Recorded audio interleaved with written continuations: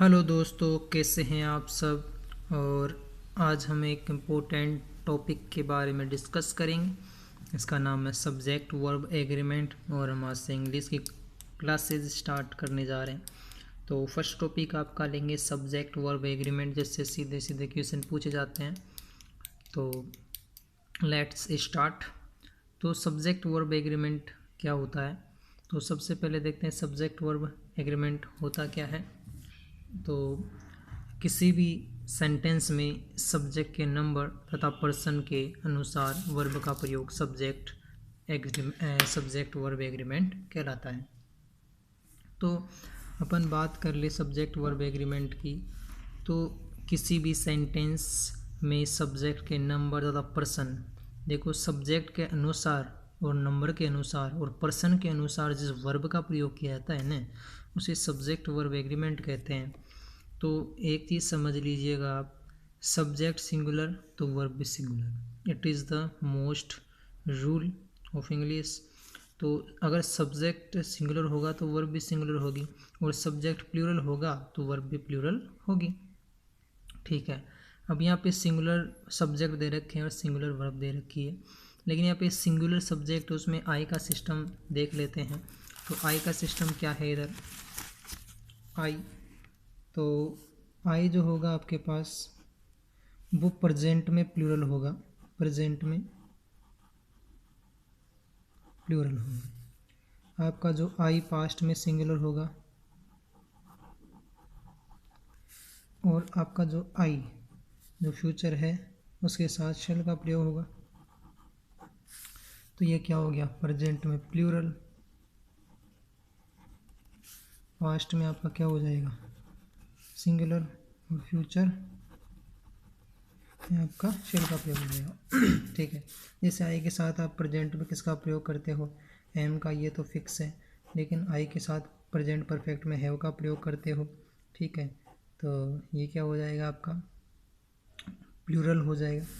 Past में आप आई के साथ वोज का प्रयोग करते हो ना, तो ये सिंगुलर हो जाएगा, इसके साथ शेल का प्रयोग होगा ही।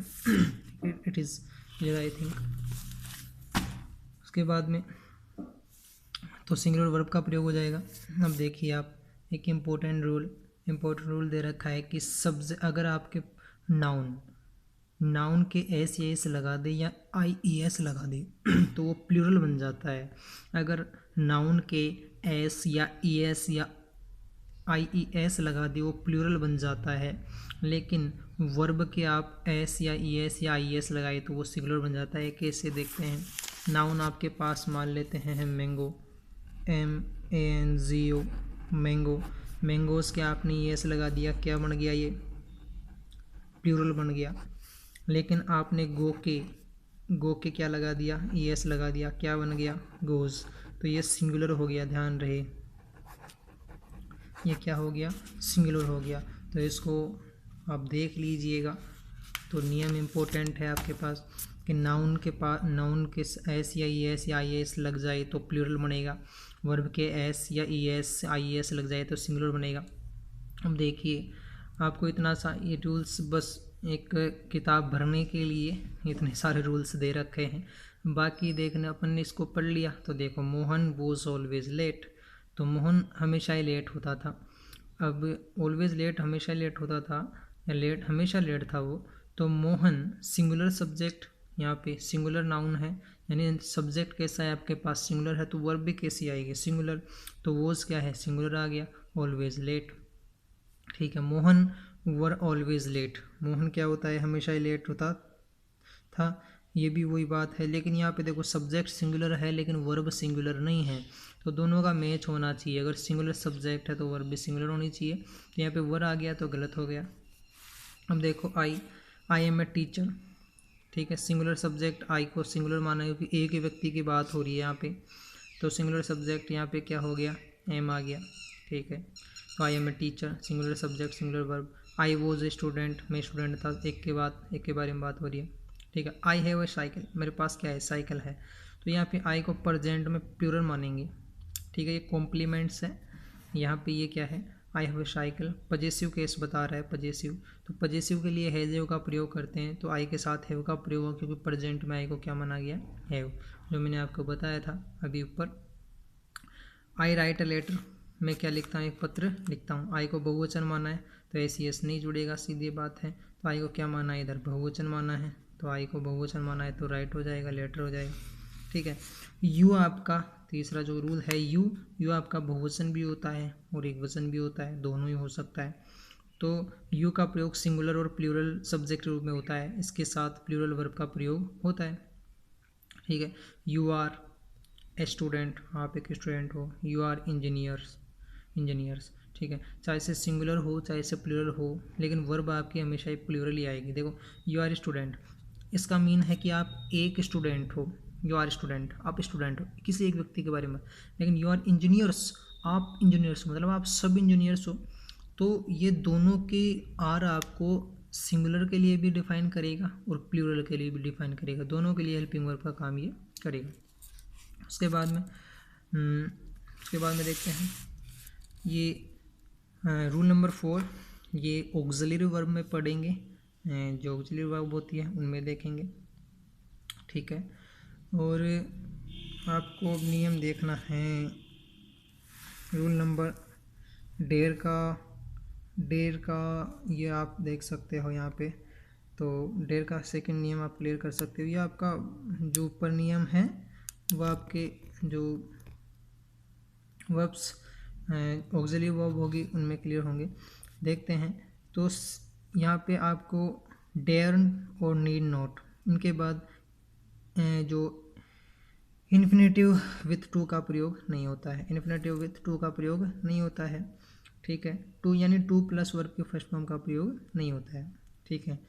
तो ही आरंट टू कम हियर, ये गलत होगा वो, क्योंकि आपको पता है डेंट के बाद में टू का प्रयोग नहीं होता है, इन्फिनेटिव विथ का प्रयोग, इन्फिनेटिव विथ टू का प्रयोग नहीं होता है। तो ये वाला क्या हो जाएगा आपका, ठीक हो जाएगा, ये वाला गलत हो जाएगा।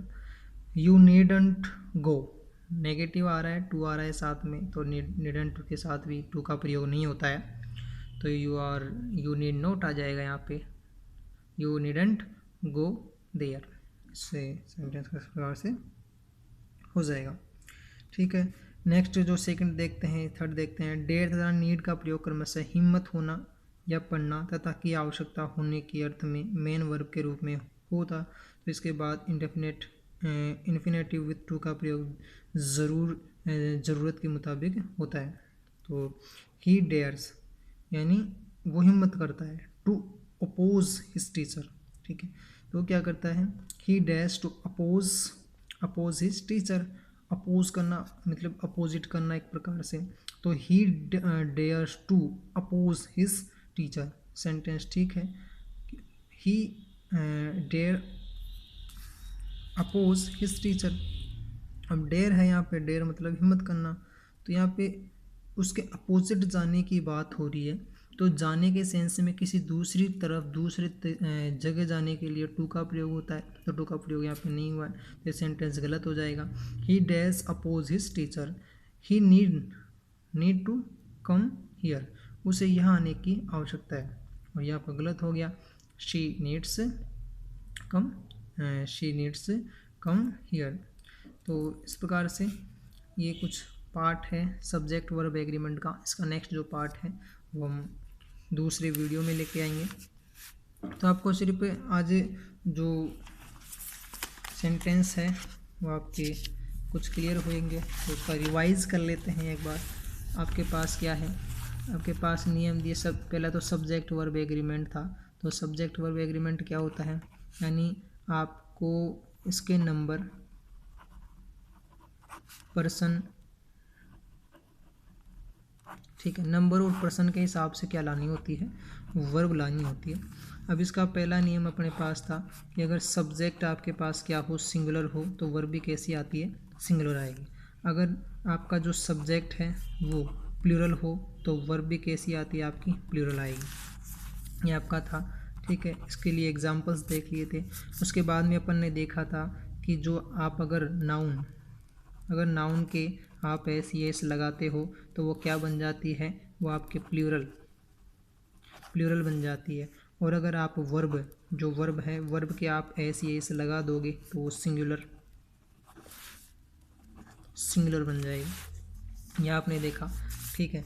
और आपने एक डेयर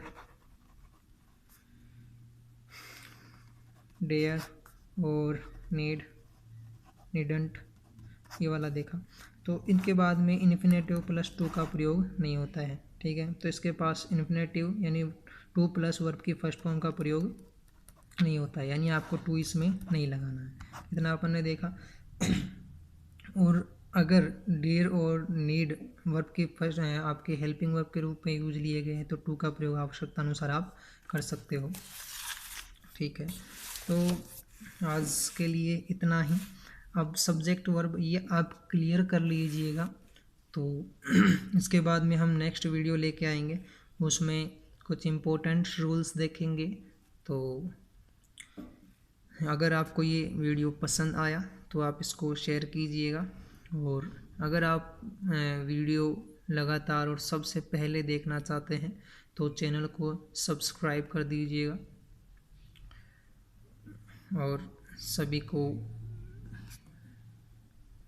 गुड मॉर्निंग और अंत तक देखने के लिए धन्यवाद।